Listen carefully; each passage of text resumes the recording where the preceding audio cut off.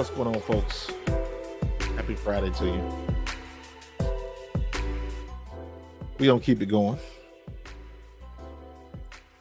Hope you guys getting ready for a good weekend. Ran a little bit late tonight. I apologize. Just got stuff going on.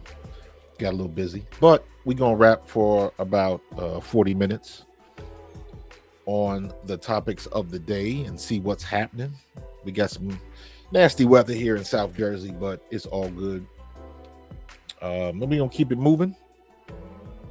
Talking about the Eagles, the 76ers, the Phillies, the draft, whole bunch of stuff, man. But ultimately, hope you guys having a good week. Hope you're getting ready for a good weekend. Probably gonna be a lot of rain this weekend, so a lot of around the house stuff, but it's all good. But first things first, want to let you guys know that tonight, 9:30 p.m. on Pro Fan Talk, I will be doing Friday Night Live, and my guest will be Ian Cummings from Pro Football Network. He is a draft analyst, and this dude watches a ton of tape.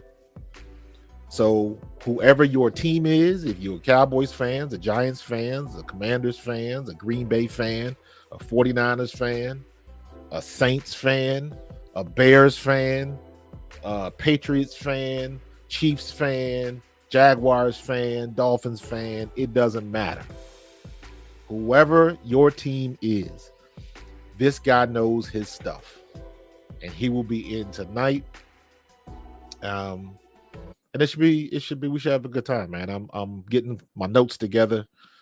Just some questions that I want to ask, because he's the guy, right now, what most people do is if you're looking at a particular player that you want your team to draft, a lot of people, they go on YouTube. This is what everybody does now. They go on YouTube, they'll put in that player's name, and if they went to the combine, there is probably a highlight clip on them, but it doesn't really tell you anything, because highlights don't really show you anything.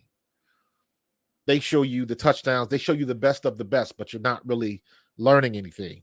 You already know such and such was a good receiver or a good running back or a good quarterback, and there's not anything that you can see that is going to, whatever your opinion is, there's not much that you're going to see from a highlight clip that is going to persuade you in a different direction, right? You got your own perspective, you got your own opinions, and usually those highlight clips kind of reinforce that. But what tends to happen is you have guys that watch tape. You guys have heard me mention like Greg Cosell and Barry Brooks, and guys like that really dive into the tape. JT O'Sullivan at the quarterback school. You got guys that really break down tape, and they can tell you what the real is. And sometimes the highlight tapes don't show you that. They show you one play in a game. If you got a highlight tape and it's like 12, 15 highlights back to back to back, and you got 3 minutes worth of great plays, well, that's one play a game. What happened for the other, 57 minutes in that particular game? Or, so it's very difficult to do that. Back in the day when I used to make sports highlight CDs, back in the day when you were still sending tapes to teams and stuff like that, and I would tell parents, it's very difficult to talk to parents, and it's like, listen, I can make you a highlight tape, but give me some real plays. I don't want to say. I had this one guy, his son was the offensive tackle, and the only thing he wanted to show was his son pancaking people. So he wanted a highlight tape of nothing but pancakes of his son. And it's like, you're not really seeing anything. I need to see what he looks like when he's dropping back in pass coverage and run protection. Does he have to pull sometimes? Does he have to break out and be a lead blocker? How is he handling a good opponent coming off the edge? I just don't want to see him, against some sophomore in high school that's playing out of position. But that's what he wanted. And I tried to tell him so many times, and this was one of the guys that he just wouldn't listen. I don't know what ever happened to his kid. He was a big kid and he had some talent, but it's like, dude, this highlight tape is not going to get your kid into a college because you ain't showing me nothing. All you showing me is the best of the best. You ain't showing me game footage. You don't show me what he does when they're down, leadership skills and, things like that, man. And it's funny. I was watching some college coach. Can't remember his name. It was him and it was Dawn Staley. And they were talking about what they look for when they recruit and how now when you are recruiting, or at least these two coaches, when you are recruiting athletes, they are getting more into what the parents are acting like. So when you see all of these videos and you see all of these parents going ham at these competitions and getting into fights and fighting the refs and cussing out people and stuff like that, now coaches are looking into that. Coaches are looking into that as, what are you teaching your kids? Because when you send your kids to me, now I got to deal with the attitude that you created. And it's starting this new paradigm of what these coaches are looking for in kids. Now they kind of holding the parents responsible for what the kids do. If you on 8 million travel teams, and I do agree with this, that a lot of travel ball is really hurting a lot of kids' skill sets because they don't really practice. They go and play, but they don't really go and practice. And everybody's trying to practice like they do on the highlight tape. You come down the court, you want to dribble in, in between your legs 6 times, and then you take a step back jumper, and you a center. It's that everybody wants to be on the highlight tape now. Nobody wants to put in work. And let me be honest with you, that's kind of why I like Caitlin Clark. Because, and here's the mirror images. Here's the hero villain type narrative that everybody set up. Everybody knows how folks felt when Angel Reese did the "you can't see me" and was pointing to the ring and all of that kind of stuff, and people lost their shit because of that. And I was like, hold on, y'all got to remember that Caitlin Clark was the one that started that. The best thing Caitlin Clark did was she owned up to it in the press conference. She was like, I ain't got no problem. I talk, she admitted she talks smack all the time too. But they had already anointed Angel Reese the villain and all of that kind of stuff. And that's where that stuff started from. Caitlin Clark started that. But going into the summer, Caitlin Clark had released a couple of TikTok videos, and basically it was just her working out, running the court, suicides, hitting threes from all different spots on the court, just practicing. And it set the tone for what people wanted to see, as opposed to Angel Reese on the other side, photo shoot, glamour, on a red carpet with celebrities, all of that kind of stuff. And the messages got mixed up. They didn't get mixed up, but people chose. Then you start out the new year, Angel Reese doesn't show up for the first couple games or whatever. Nobody knows what's going on. So what do you think? It's drama. It's exactly what they thought about. It was drama. And it all came to a head when they played each other in the tournament. That was the perfect spot. And you, in my opinion, you saw the way that it turned out. LSU had opportunities to beat Iowa, but Iowa just got too hot.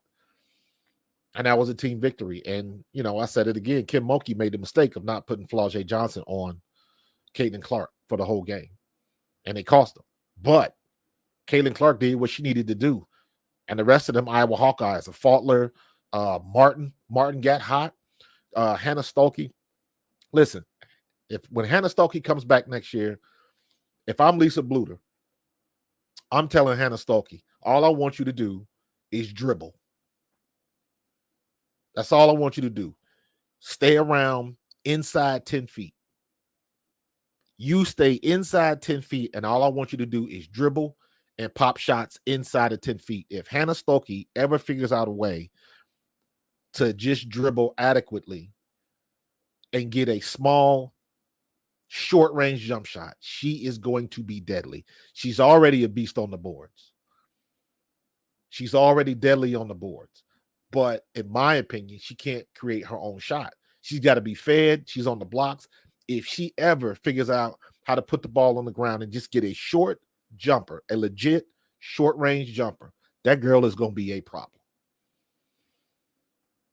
So we'll see what happens next year. But it's good, man.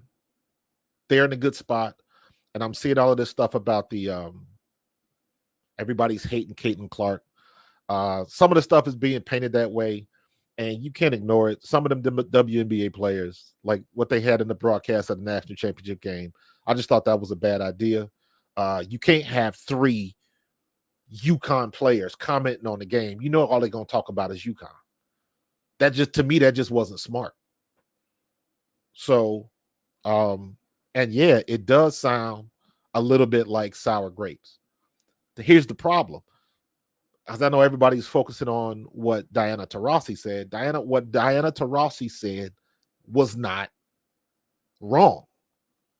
It's 100%. You got to give a time period so you can adjust. Some people adjust faster than others. To me, what was missing was, but you also got to allow somebody to have the opportunity. So some people are going to adjust more than others. And in my opinion, I think that statement was more for Angel Reese than Caitlin Clark. Because Caitlin Clark is a shooter. So let's just say she doesn't get a lot of shots. She can still hit the shots that she get. Angel Reese, in my opinion, is going to have a harder problem because she's going to come across other girls that are as big or bigger than she is playing her position. And people that dribble better, shoot better, and can defend better. So I think Angel Reese will have a bigger transitional period than Caitlin Clark, because you can run an offense with Caitlin Clark and figure out a way to get her open and just say, hey, when you get the open spot, take your shot. As opposed to Angel Reese, she got to go down low and she got to bang. Or, you know, if they're not going to use her as a big, does that mean she has to come out to the perimeter? Her jump shot ain't that great. So it's a different situation in both, because one is a forward/center. The other one is a guard. What's going on, Chris? So there's a lot of things that can go. I'm going to be producing a couple videos about this whole thing because I finally saw the commissioner. I think I talked about this yesterday. The commissioner of the WNBA is really leaning into the business of Caitlin Clark. And to me, that's interesting because finally somebody came out and talked about that. Everybody wants to see the train wreck. Everybody wants to see the drama and all the other BS that's going on and what people are saying. And all of this stuff started with the Cheryl Swoops comment. Cheryl Swoops was 100% wrong, even though she made a valid point. Cheryl Swoops didn't say anything different than what Diana Taurasi said the other day. The problem is Cheryl Swoops was lazy, didn't check her facts, and it made her look bad. And it made her look like she was seriously hating on Caitlin Clark. She had a good point. They don't expect Caitlin Clark to come into the WNBA and just light it up. That's a good point. Usually it don't happen in the pros like that. Regardless of sports. Maybe baseball, you get that a lot more than any others, sometimes in basketball. But everybody goes through a transition period. Everybody goes through a transition period. But it was just a bad look. What's up, Jason? I was a little late. I was a little late starting today, so I ended up starting like 2 minutes late. So, but yeah, man, everybody goes through that transitional period, man. And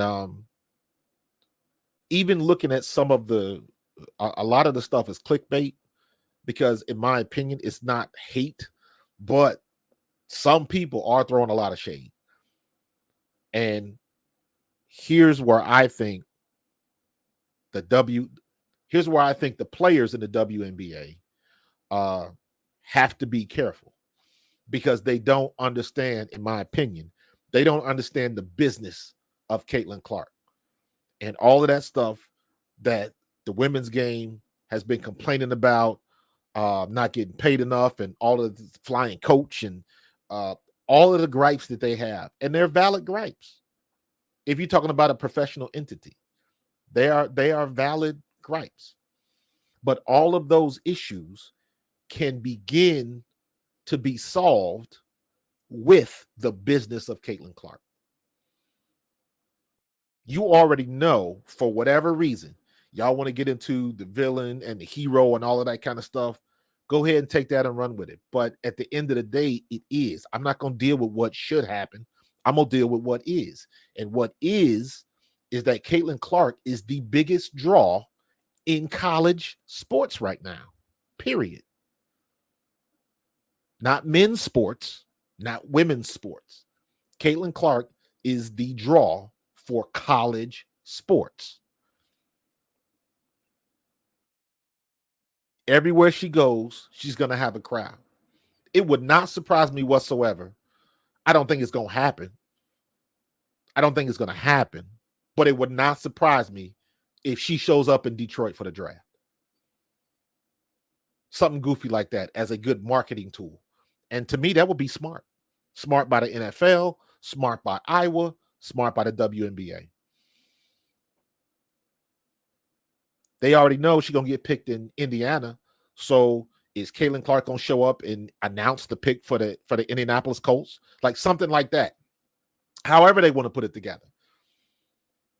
But the WNBA has to jump on and crank this marketing machine because they have never had a situation like this. And everybody knows it except the players.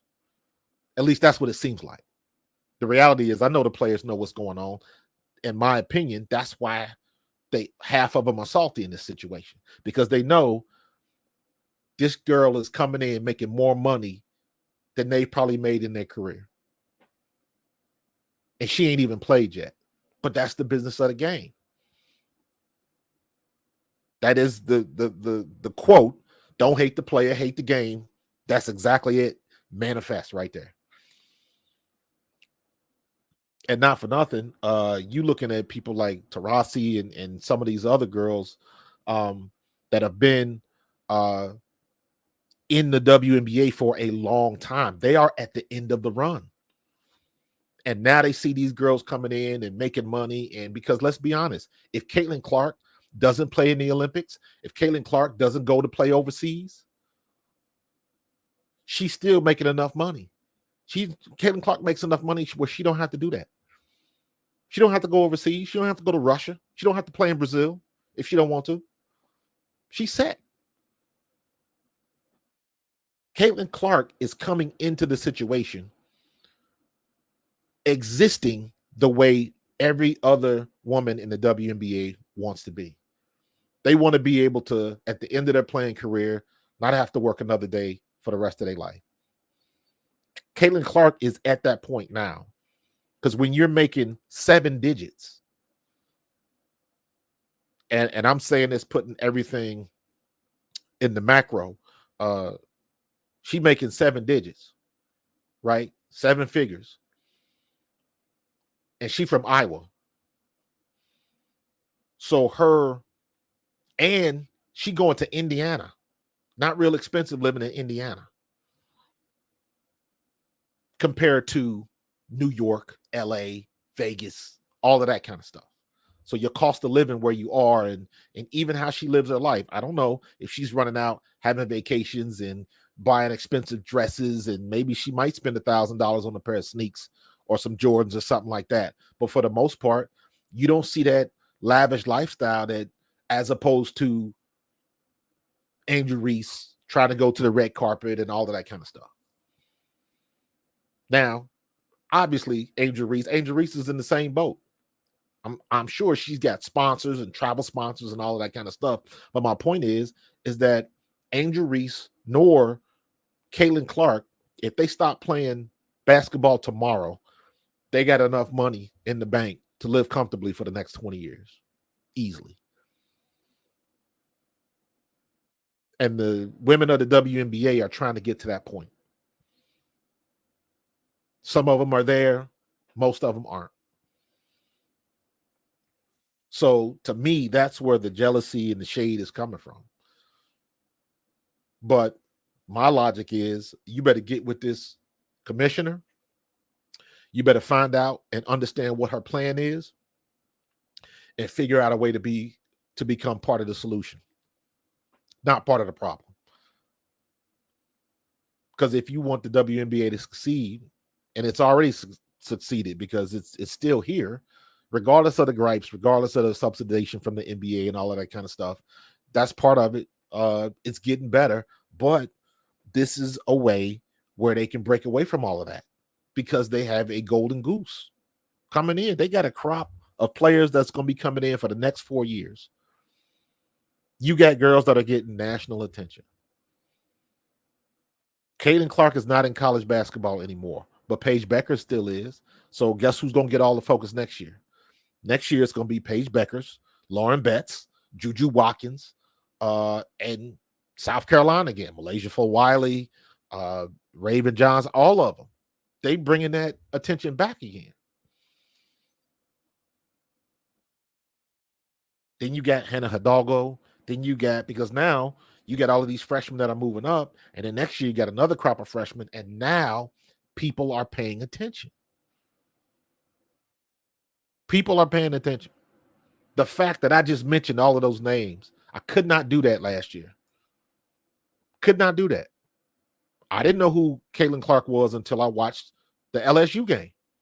I wasn't aware of her. Heard about her, but if she would have came up to me and smacked me in the face, I wouldn't know who she was. And that's the way it should be. Dawn Staley was 100% right. Caitlin Clark lifted the women's game of basketball. And when I say lift, I mean she has gotten people interested in basketball who are not interested in basketball, let alone women's basketball. I told somebody a couple days ago, I am going to watch the WNBA draft. I have never said those words before in my life. And the only reason I'm watching is because I was invested in the women's game this year. I was invested in the NCAA women's basketball all year. I did not watch one men's game, not one. I saw clips, highlights. I saw the dunks on ESPN. I wasn't familiar with your game. Absolutely, dude. I didn't watch one men's game. I only watched half of the national championship game, and then I had that on my iPad, and I wasn't even really paying attention to that. My total investment was with the women's game because of what I saw last season with Angel Reese and LSU and Iowa. I saw when South Carolina lost. I saw all of that. But my point is I was not interested in it until I saw the game. And then I saw it was compelling and people were taking sides and like, what's everybody talking about? And they're like, oh, this girl was hitting shots from, she's taking 3-point shots from New Jersey and she in Iowa. Oh, she got some game and she can talk smack. And okay. So again, everybody wants to watch a train wreck, but it was compelling and it was good basketball. And it was the stuff that a lot of people were complaining about. You see the stuff in the men's game every day and don't nobody say jack. So then you get that part of it. So, yeah, man, they are in a good spot right now.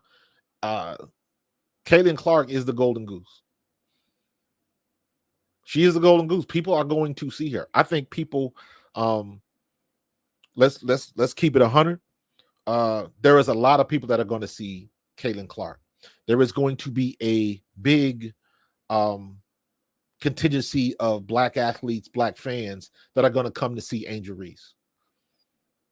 Then you got an influx of Europeans because they want to see Cardoso. So you got that aspect of it. So everybody's represented. Everybody's going to have an opportunity to make money. But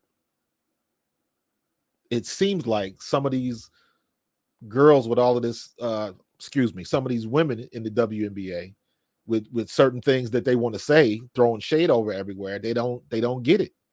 They don't get the business. And I said this before, and I mean it. The WNBA might have to make some decisions. And it's going to be some decisions that suck if they want to really take this to the next level. And what I mean by that is when you get in situations like things being a numbers game and making decisions based on what's best for the business, not necessarily what's best for the team. That is going to be hard to take. That is going to be a hard pill to swallow for some people if the WNBA does that. There might be a situation where the coach of Indiana says, hey, I know you've been here for 3 years, but Caitlin Clark has to start. Coach, I'm better than her right now. I understand that, but she's got to start because she's bringing people to the arena. They want to see her. If you plopped your money on a ticket, I come to see Caitlin Clark. I didn't come to see Caitlin Clark on the bench.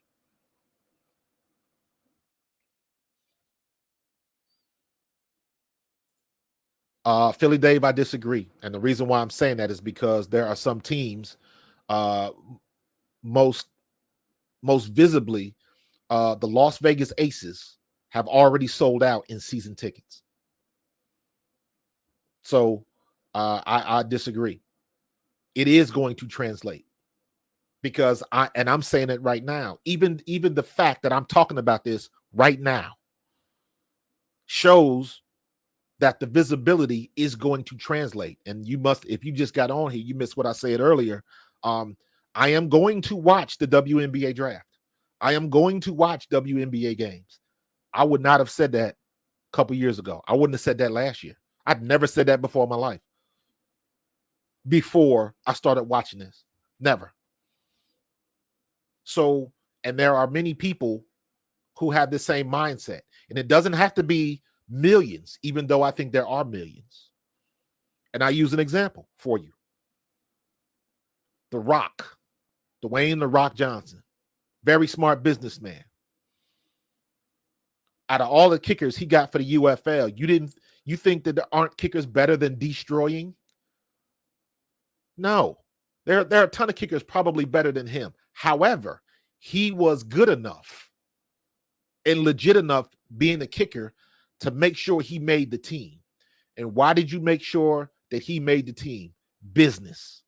Because you want to give me 5% of those 5 million followers you got on YouTube. Let's make sure 5% of those subscribers are tuning into the games. It's working. That's business. It makes sense. And he's a pretty good kicker. So now people, the old fogey stogies that are the CEOs that are running things, and now they've come to grips with and finally understand the social media and the online content is bringing in people in seats. It's putting butts in seats. So Philly Dave, I think you're wrong. The media hype is going to follow. If you go right now to try to get a ticket to an Indiana Fever game right now, and let me say it like this: the Indiana Fever already have two of the best scorers in college basketball history. I bet you can't name them. One of them is Kelsey Mitchell. Caitlin Clark had to pass Kelsey Mitchell because Kelsey Mitchell was number 3 all time in scoring in the NCAA for women. She already plays for Indiana. So my point is that there are already girls that are that good that are playing for the WNBA, but they've never had anybody with this much visibility. And that is because social media, everything has arrived. This social media landscape is different. It's different from when Diana Taurasi came out, and Sue Bird and Rebecca Lobo and Cheryl Swoops. It's different. They can be better players, but they didn't exist. TikTok and all of the kind of stuff didn't exist back then. And even if it did, it wasn't like it is now. It wasn't thought of as mainstream media and a credible way to promote your message. Just wasn't.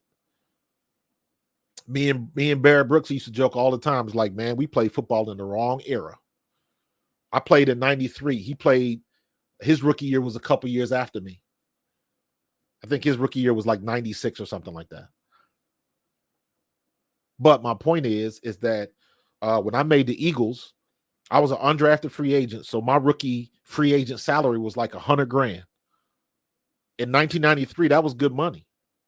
After taxes, not so much. But do you understand that right now, today, the rookie minimum is like 780,000 or something goofy like that? It's ridiculous. You can live off that for 3 or 4 years if you got any type of sense about you. You couldn't do that back in the day. And we make the joke like we played in the wrong era. It's the same thing with the WNBA. They were stepping stones to a better life. And now that that better life is here, there are some people that are a little bit jealous and that are going to try to hang on and do all of this type of stuff. It's natural. It's not a good look, but it's natural. So I understand it.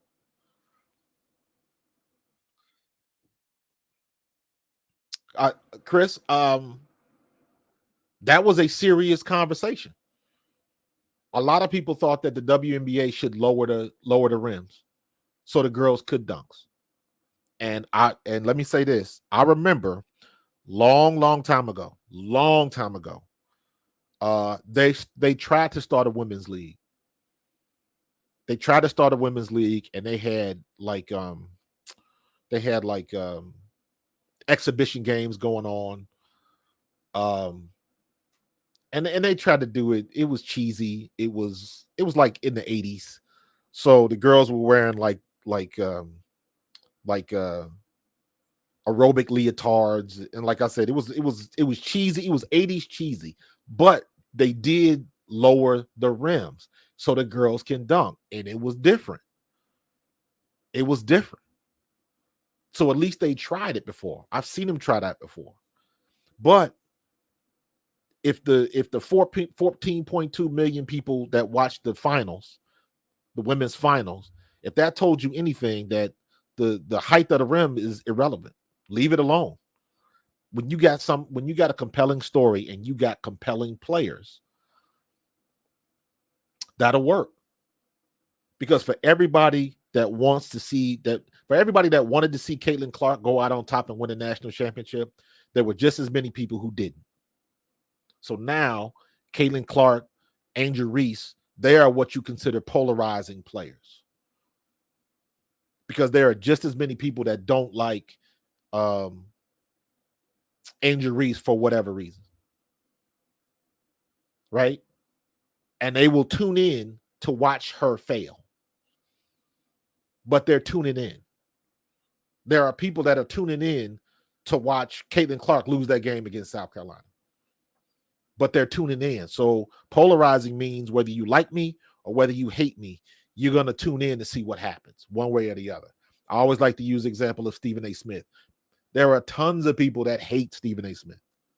They can't stand him. But they always tune in to watch the train wreck. They want to see what's going to happen. And that's when you got him. Doesn't matter if you hate him or not. If you click on to argue with what he said on his podcast, if you clicking on Shannon Sharpe to see what he said on Club Shay Shay, whether you like Shannon Sharpe or not, you know how many people crack jokes on how Shannon Sharpe talks with his lisp and his speech impediment and all of that kind of stuff, and he's still getting, umpteen million views and all of this kind of stuff. He making crazy money because everybody's tuning in to watch the train wreck. They want to watch the bad guy. Actually, absolutely. Howard Stern is. People would rip Howard Stern when he was in his heyday. People were trying to find ways to rip Howard Stern, and they couldn't. It's just like people gravitate towards that. There's people that hate him, and there's people that love him. And the people that hate him want to say, "Did you hear what that idiot did this time?" But they had to tune in to find out what he did. He wins. It's the same thing now with social media. The same thing now. All these idiots that racist people and just people out there that just got stuff to say that's just foul. There's always somebody that's going to listen to it. What's up, Cody K? There's always people that's going to look at it. So there's merit to trying to be the villain, trying to be the bad guy, because you want people watching. And that's where it is. And I was so glad I heard that commissioner. She has a business plan, and it's a shame. I'm glad she finally got on. Like she was on Stephen A. Smith's show, she was on Rich Eisen's show. But the first time I see her talk about her having a plan, she was on like a CNBC website, and I was like, yeah, ain't nobody watching this. It had like 600 views. I'm sure it's got more now, but now she's been on national shows, so people know the plan. There is a plan in place to take advantage of Caitlin Clark. And if you think, well, if the WNBA stands by and lets some nonsense happen to Caitlin Clark, like has happened to other WNBA players, then they better have a meetup with all of the owners and filter it down, because they are in a position where everybody can make money. Wherever Caitlin Clark plays, whatever the Indiana Fever schedule is, you look at the attendance and the revenue for these teams. That's one of the things I want to put a video together about. I'm going to look at the revenue, the bottom line. How much money did y'all make as a league? How much money did y'all lose last year? And then compare and contrast to what's going on this year. So I don't know who that is talking about Messi or Ronaldo, but if you're talking about Messi coming to Major League Soccer in the States, that is a great analogy. Because now all of a sudden you got celebrities coming to Philadelphia Union games. Who was doing that? But you bring somebody in. You look at what old boy did with that Wrexham team. He created a Netflix series and he made it work. Deadpool, Ryan Reynolds made it work. 82 million off the women's team, dog. That's a whole lot of hamburgers right there, bro. That's a whole lot of hamburgers, man. So it can work, and I give her credit. The commissioner has got a plan, and she knows what's coming. So just from hearing her, if y'all haven't heard the commissioner, go look it up. The commissioner of the WNBA. She's been on a couple shows right now. She has a plan in place, and that's what I'm like. Somebody finally gets it.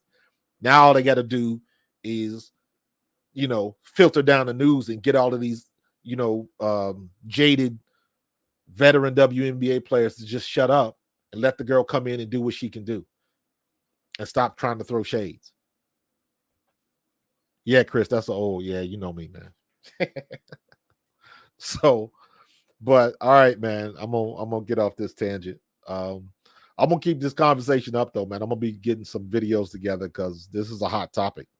And you bought a Bugatti last month. Good for you, man. Ain't too many Bugattis in New Jersey, bro. So I hope you living out there by out in Germany somewhere. You can get on the Autobahn and really open it up.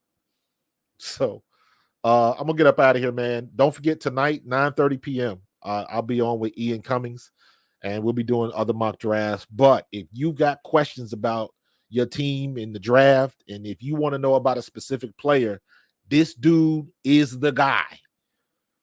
This guy watches film on everybody. So hit me up with questions or jump in the live chat tonight. I'm going at 9:30. I'm going late, so some people on the West Coast will be able to join in. It's going to be a lot of fun, man. It's going to be a lot of fun. So Ian Cummings, he's been on the show before. Great dude. I hit him up like over 2 months ago because I was like, I know the closer we get to the draft, man, you're going to be off the chain.